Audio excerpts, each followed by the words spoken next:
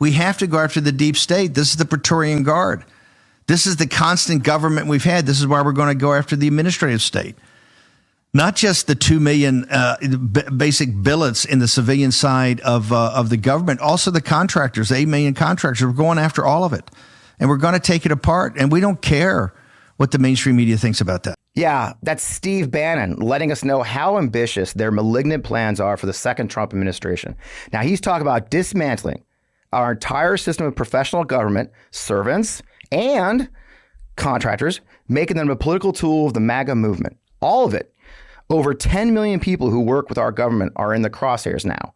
You can't begin to imagine how disastrous that would be for everyday Americans, not just the feds or DC.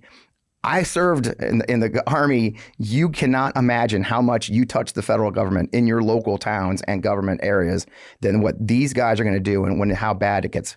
Now, he isn't just talking about out of his backside, right? Like he usually does. You know, he jam. I don't know how long his shows are. It's hours, and he tends to jam. But this idea that he's perpetuating is the entire pillar of Project 2025, the massive, nearly 1,000-page public blueprint with more being kept secret from the Heritage Foundation and over 100 other far-right groups backed by $20 million more dollars in dark money. Now, Project 2025 is a far-right roadmap for Donald Trump to seize supreme powers and radically undermine reproductive rights, LGBTQ equality, racial justice, free speech, using the military against peaceful protests.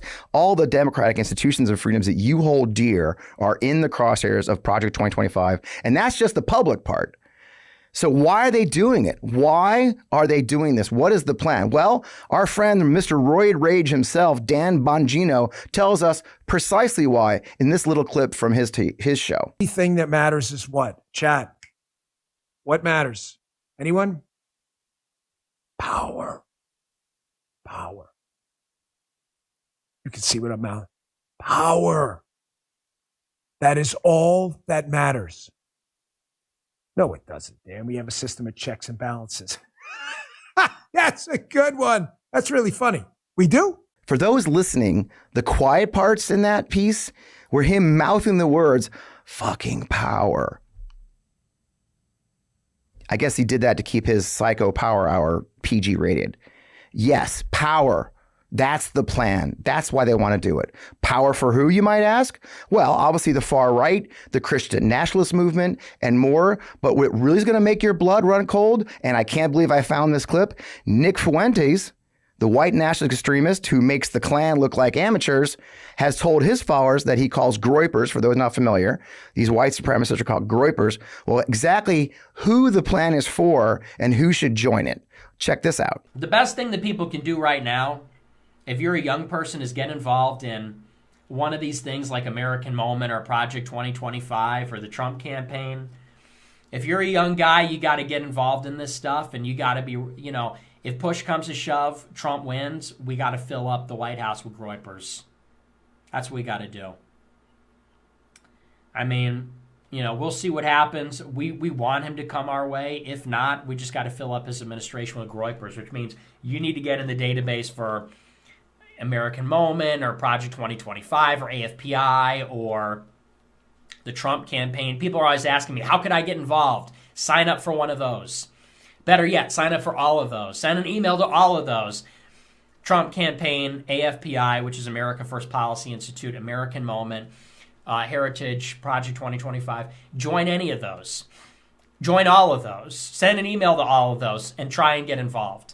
Because that's the only other way I can see is if we could get everybody hired. Yeah, you see, Project 2025 has been searching and vetting thousands of true believers to immediately infuse and take over our government on the very first day of a new Trump administration. Their announced plans enact Schedule F to make positions in the government at will. People can be fired without cause, take over 30,000 of their true believers, immediately spread them into the government on day one. You'll love calling that MAGA IRS agent or the Secret Service or the DOJ. So last week we talked about the danger of political violence, and especially if Trump loses. This week, timing was perfect as a number of House Democratic leaders announced a counter Project 2025 task force. Now, look, I got lucky. Okay, you're not going to believe this. To snag a nearly exclusive interview for Midas Touch with the founder of this effort, Congressman Jared Huffman of California, to tell us about their plans and how they're going to work to stop this disastrous effort in the unlikely but possible chance that Donald Trump does win in November. You know, you can't just wait to the last minute to make a plan about something that's going to seize our government on day one. So let's get to it. I am Fred Wellman. This is On Democracy with FP Wellman right here on the Midas Touch Network or wherever you get your podcast. Let's get on with it with this important topic.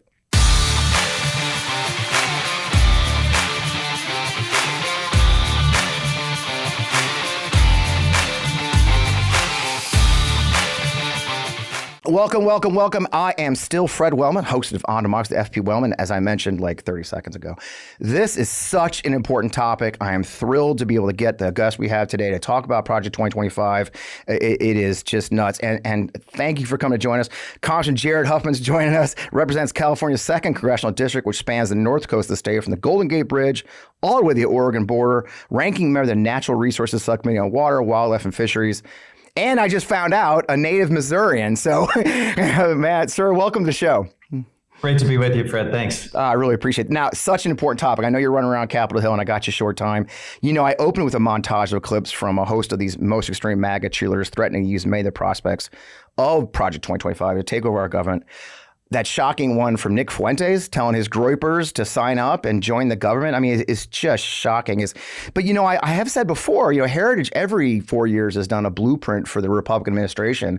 But this one is so shockingly different. How is this so different and dangerous that you guys decide to step up?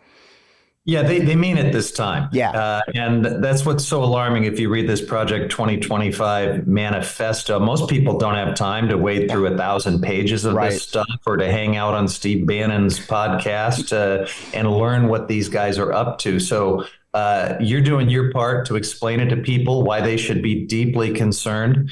They're telling us in every possible way what they're going to do. In their words, as soon as Donald Trump says the words, "So help me God." Yeah. And we've got to take it seriously because last time around, they didn't really have their shit together.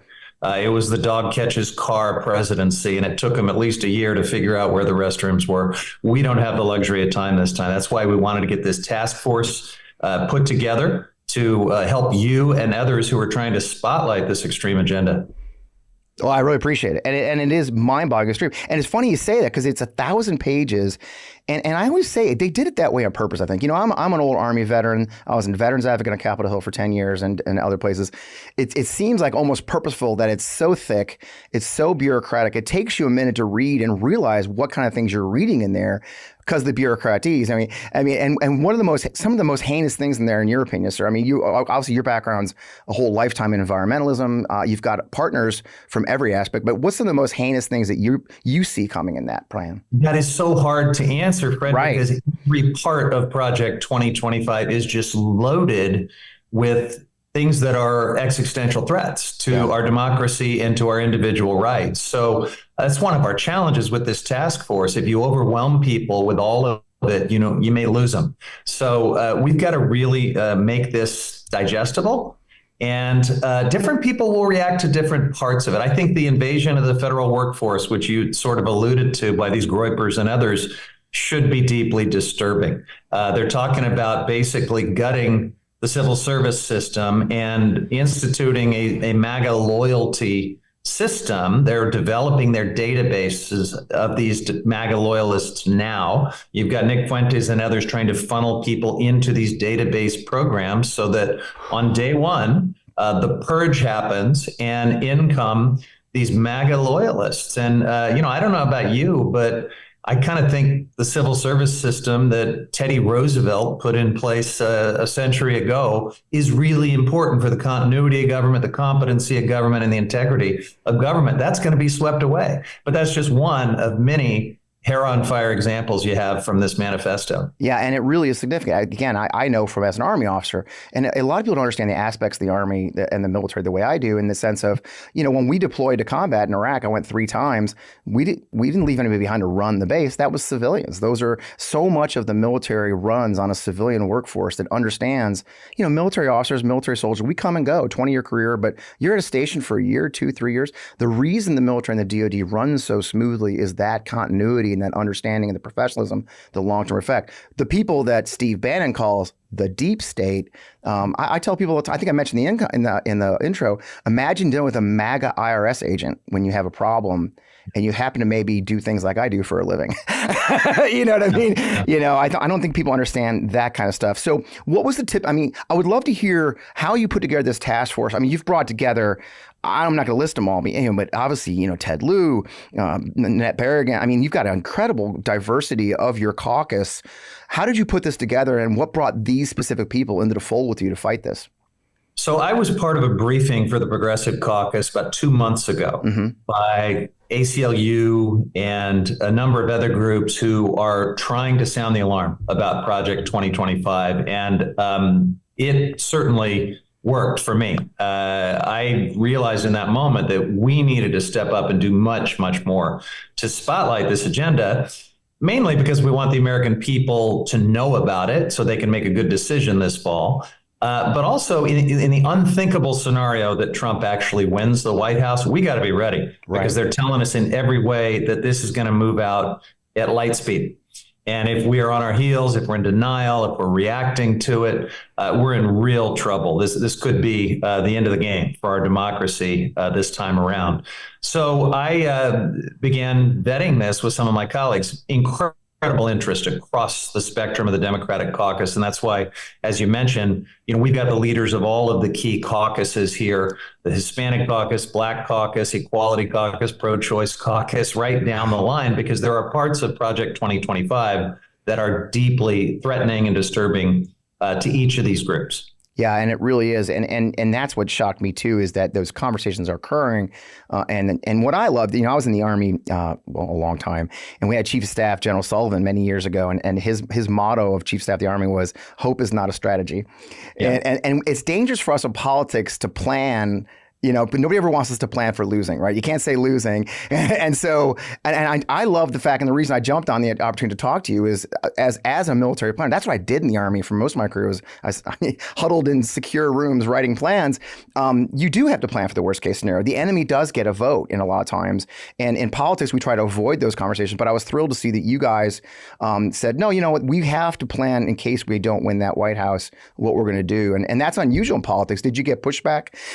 People saying, oh, no, we don't want to talk about losing, or does everyone understand the threat? Yeah, only a little bit. I did, encounter some nervousness. We have folks within our Democratic family who think we just can't prepare for a second Trump presidency because it'll look like we think Biden's going to lose. Yeah. That is not what's going on here. I have every intention of making sure President Biden wins, making sure this unthinkable scenario never happens.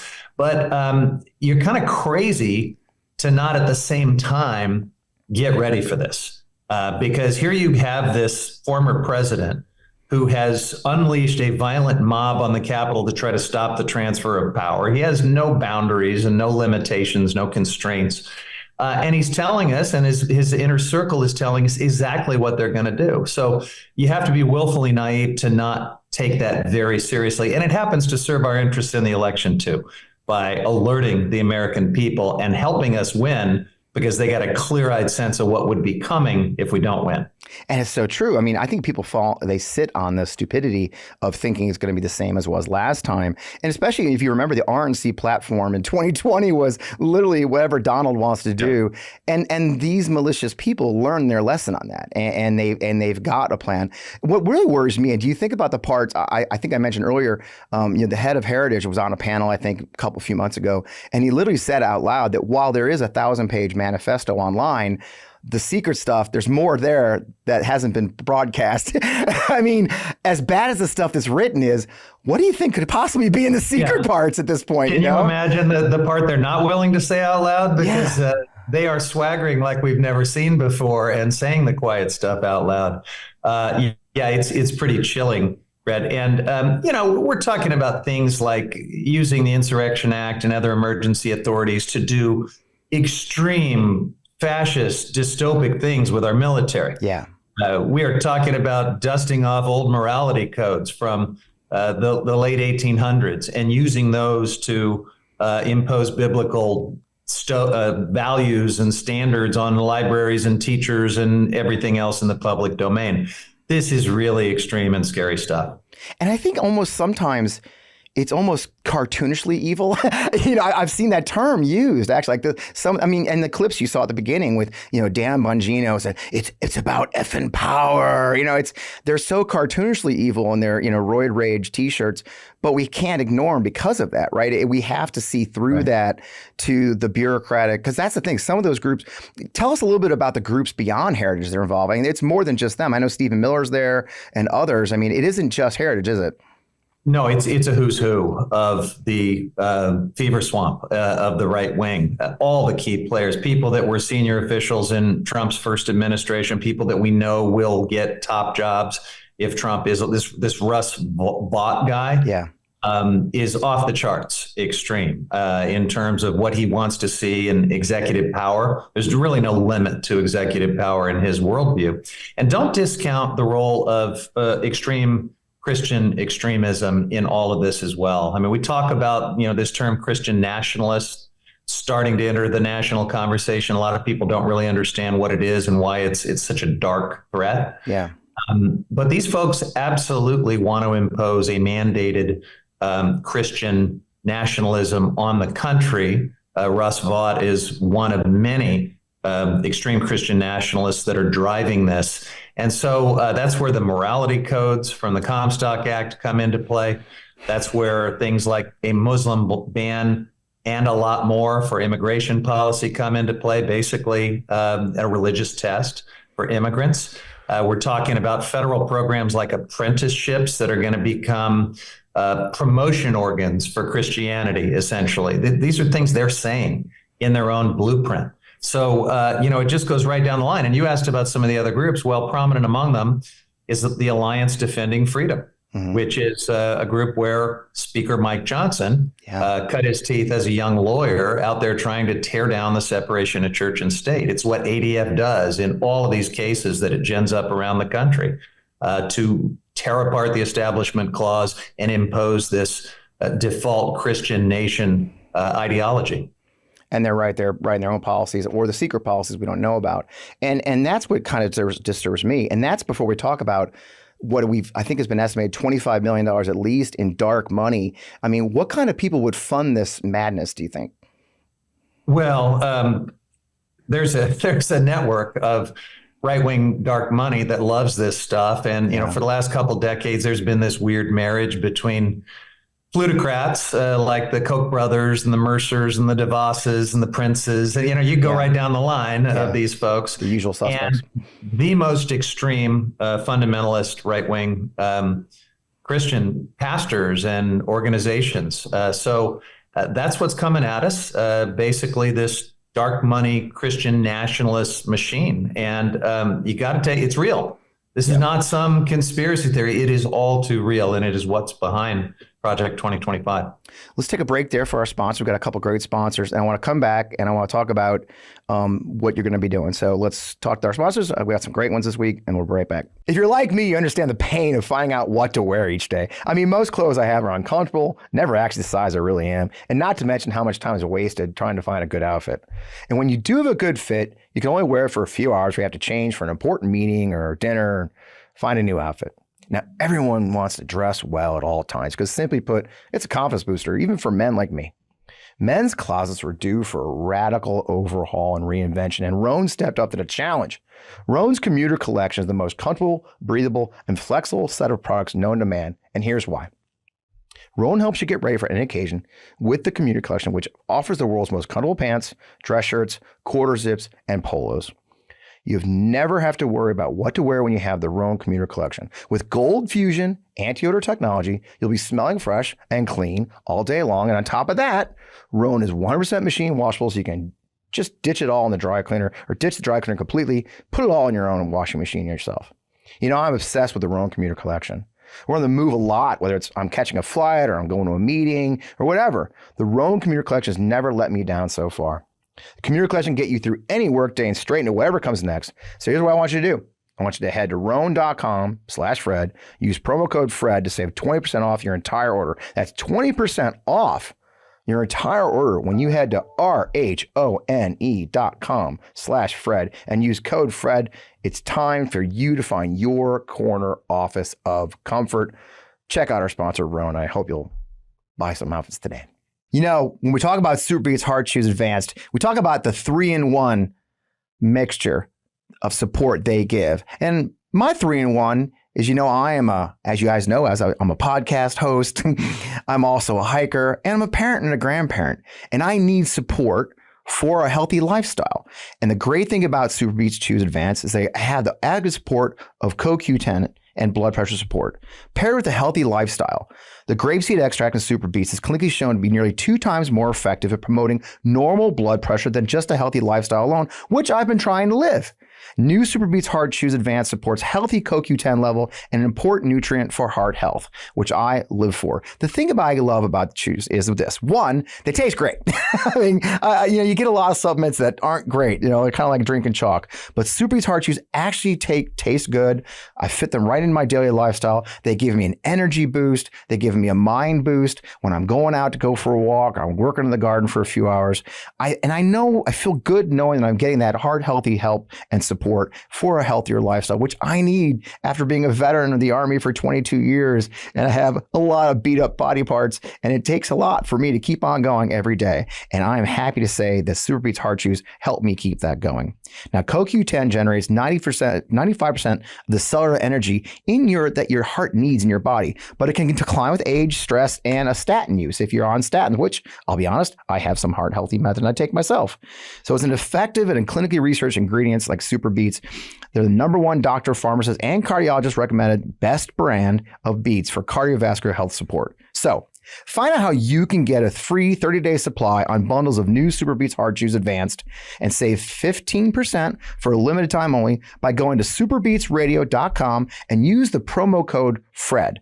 That's SuperBeets, BEETS radio.com, promo code FRED. Find out how you're getting a discount, get a bundle of these great products that I use daily and stand behind. Thanks so much for supporting our show. All right, we're back. Man, I want to keep going. So on that line, you're building a task force. I mean, nothing makes an old soldier happier than hear the words task force. Is what we do. It's not just going to be Congress, though, right? You've got an intention to bring in outside groups and others. Who do you see? One is already partners, but Frank, I'd love to use this platform to say, hey, who would you like to hear from to join this task force and join this movement? Yeah, there are a bunch of groups that are already doing really good work in this space. And so Accountable, Center for American Progress, ACLU, it's a long list. I don't want to offend anyone by leaving them out. Of course. But it's a fantastic coalition of super smart folks and experts and scholars who are onto this and trying to do their part. So we're going to work in partnership with them. We're going to have our first organizing meeting of this task force tomorrow. We're going to identify a number of issue briefings that we will have as members of the task force in partnership with these groups and these experts. And then we're going to roll out something that looks much more like an actual hearing that will be public facing. The whole world will see it, and we will draw in the highlights from all of these subject matter briefings and try to make it digestible for folks so that they get it, so they understand what's at stake. That's fantastic. A lot of us been out here sounding the alarm. I've seen there's a lot more videos popping up. My old organization, Lincoln Project, has gone on here at the Midas Touch. We talk about it a lot, of course. It is good to see more people join that fight. On those lines, we said pulling the string on the aspects of it. I'd like to circle back to that because, as you said, members of the Progressive Caucus, you started with the Free Thought Caucus. But, I was looking, as I was prepping for our show, so I was doing your bio, your entire career, almost adult life has been first, clean water for California and then environmental action, turning back the tide on damages to rivers and the coastlines there in California. What are some of the dark aspects? I know there's environmental parts of this thing too. Your specialty is environmentalism. What's in Project 2025 that makes you nervous as a professional and a longtime advocate for our environment? Yeah, sure. So I'm an enviro. I'm a climate forward guy, and That's all in Project 2025 too. The reason I don't maybe lead with that is because there's nothing new there. We have seen this right-wing agenda for a long time. We see it, in some of the first bills that the Republican majority introduced in this Congress. It's basically handing the keys to the fossil fuel industry and the mining interests and others. This is what they do. So in that respect, Project 2025 is really nothing new. Doesn't mean I don't care about it. Doesn't mean I'm not going to fight it tooth and nail. But the stuff that's new and different in Project 2025 is really the direct assault on our democracy and our individual rights and church-state separation and things like that. Yeah, I get that. Now, obviously, the number one way to beat this is win the election. We know the fight won't end with that. Do you guys plan to talk about recommending certain creative legislative fixes because there's things we can. I often think from the first Trump administration, the Hatch Act. The one thing, if we didn't learn one thing from the Trump administration, is the Hatch Act had no teeth in it, right? If the president decided not to prosecute somebody for breaking it, then nothing happened, right? Thus, Goya beans being sold on the Resolute desk. Are you going to look at perhaps legislative fixes or recommendations for executive orders that could scuttle some of the most dangerous plans even before they, kill them in the nest, if you will? Certainly, if there are things, an executive order is only as good as the executive. That's exactly the problem. Yep. So, much of our toolbox for confronting Project 2025 will depend on the election. If we're sitting on Democratic majorities in one or both houses of Congress, there's all kinds of things that we can do. And I think as we move forward and see what happens in the election, we'll come up with appropriate strategies there. But right now, I think the focus is just alerting the American people and making sure that members of Congress understand what is coming. The tools we'll have to fight it will depend on what happens in the election. Yeah, we've got to flip the House, obviously, and we've got to keep the Senate, and that will be the real stop is all of you on the front line. And you've done, I don't want to blow smoke on you, but you guys done a brilliant job in the minority. I've watched, you guys come together as a team in ways we've never seen the Democratic Party, and it's paying off in spades because they're so busy killing each other. I'm like ferrets in a phone booth, as we say. I like that. I'll be stealing that. It really is. And I live in Missouri. We're a super minority, the Democrats here, and it's the same thing. They still they passed 3 bills last legislative session because in the end, the diversity of their coalition now is as dangerous, and that I think that comes together in Project 2025, doesn't it? There are so many groups that in many ways they will be at odds in their malicious ends. I mean, I'm not necessarily sure that the normies, that even the semi-normies that invoke the heritage, I'm dying to hear what they think of Groypers and open white supremacists joining the coalition they're trying to build. Do you think there's a hope that we can build the friction there? Are there normies left at the Heritage? Well, I was hesitant to say that. I'm not going to lie. There used to be, but I don't think you're right. I don't think there are anymore, are there? I mean, how could they open Pandora's box to Groypers and everyone else in these databases and all of these loyalty tests? I mean, the normies are long gone. Yeah. Not just from Heritage and all of these other groups, but from the Republican Party, in my opinion. Well, and you have been very open, and you start, as I mentioned, the Free Thought Caucus. You have been very open about the danger of Christian nationalism, much more than a lot. You're much more aggressive in that. We have seen that ridiculous, flag hanging outside the Speaker's office, the one that's been causing controversy with Alito. Yeah. I mean, there's this open Christian nationalism, and they're trying to dog whistle it, right? Let's not just Project 2025, but what you're facing right now in our Congress and our Capitol Hill, this danger. How bad is it? I mean, you're on the inside up there, sir. Yeah. How nervous should we be that the growing influence, separate from this madness, separate from Trump, they open the door to the Christian nationalism? It's getting bad, isn't it? Thank you. This is a really important part of the conversation. It doesn't get enough attention. I'm dumb enough to talk about it all the time because I'm the only member. I'm the only member in Congress who is openly non-religious. I don't believe in God. That makes me a real anomaly in politics, certainly in national politics. Yep. I have strong morality standards and other things. There's all kinds of things we could talk about the stigma against non-believers. But in terms of what it means for our country and in this moment, even my friends who are deeply religious, Christians, Jews, others, don't want to live in a third century Christian theocracy. Right. right? And that's what this is all about. I mean, Project 2025, among many other alarming elements, would codify the Sabbath, which would default to Sunday. We're now talking about a federal policy of requiring overtime pay on the Christian Sabbath. This is one of many ways in which you just start to embed this religiosity into government in ways that would make Madison and Jefferson roll in their grave. So we're losing church-state separation. We are farther down the road to a Margaret Atwood Handmaid's Tale type of dystopic theocracy than many Americans realize. And I'm trying to do my part to warn them about it and sound the alarm. I'm right there with you. I mean, honestly, I feel the same way. And I saw it and it's been growing for years. I saw it when I was a young Army officer. I think I had a boss in the Army wanted me to go to one of these men's religious, conferences in Hawaii in 1998. I mean, it has been infusing itself more and more at the lowest levels. And I don't know if you've seen it, the Army was dealing with the situation where a church is trying to embed itself outside every military base, and they're already embedded. Yeah. They're in every military base. These programs exist. The clergy embedded into the military, but it's that way in after school programs in much of the country. I mean, we are just getting further and further down the road to theocracy, and paradoxically, this is happening in a nation that is becoming less religious every day. Right. So something's got to give here. We're either going to be a secular government like our founders created.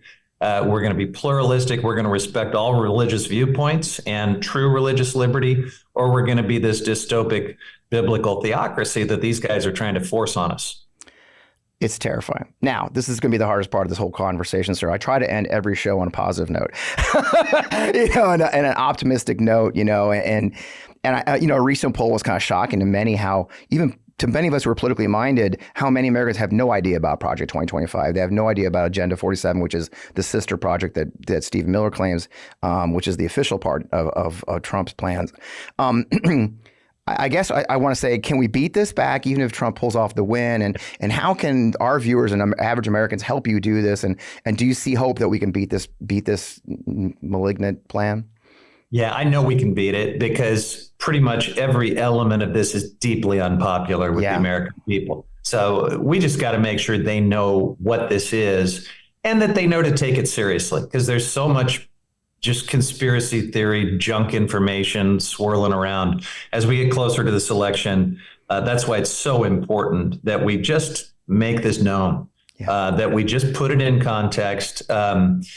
Look, if you're motivated by fear to get to the polls and do the right thing, that's okay with me, because this is a moment where you really actually should be afraid. But we should also understand that if we get the word out, if we do our work, the wind is at our back. The American people want no part of this crazy fascist Christian nationalist extremist agenda. They want to live in a free country. They want to have their own religious views. They want to have their individual liberties. They want to be in a democracy. So we've got a lot going for us if we do our work well this year.